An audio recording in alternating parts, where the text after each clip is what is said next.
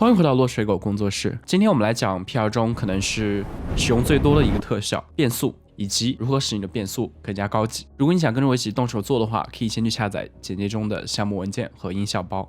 首先，我们需要准备好几段高帧率的素材，这里是120 FPS， 右键选择解释素材，把它的帧速率改成30，然后我们就获得了一个120除以30，也就是4倍慢动作的一个视频。这段素材中，我想要通过变速强调舞台上令人荷尔蒙飙升的瞬间。右键选择素材，来到显示剪辑关键帧，时间重映射，点击速度，鼠标移到 V1 轨道，按住键盘 Alt 键，将鼠标滑轮向上滑。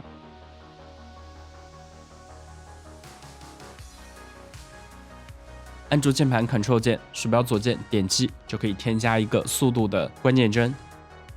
拖动关键帧左边的横线，这里我们调到600%。拉动这个小方块，让速度匀速的下降。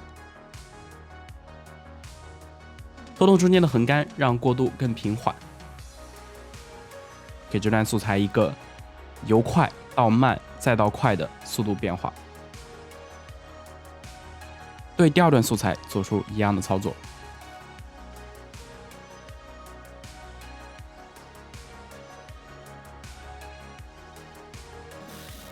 接下来我们来添加音效，这里我给大家准备了一些比较常用的音效。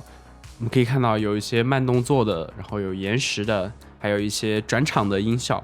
对于我的这段变速而言，首先我明确的是我要给它添加一个慢动作的音效，这里我选择的是这个心跳的效果。我们来试听一下。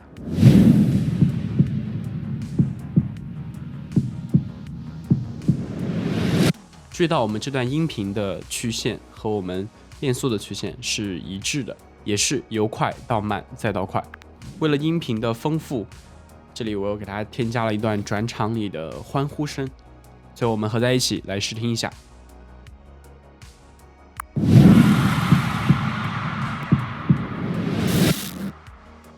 新建一个调整图层，来到效果面板，搜索方向模糊，添加到调整图层上。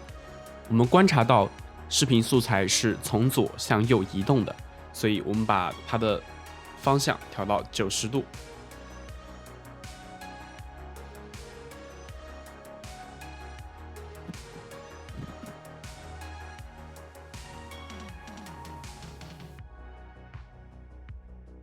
给模糊长度打上关键帧，模拟出相机在高速运动的时候产生的动态模糊。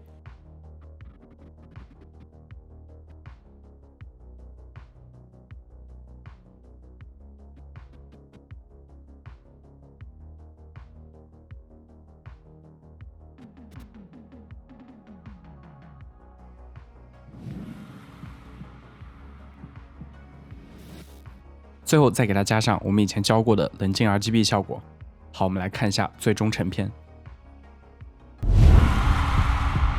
好，以上就是本期视频的全部内容。如果你喜欢我的视频，请记得一键3连，关注我的频道。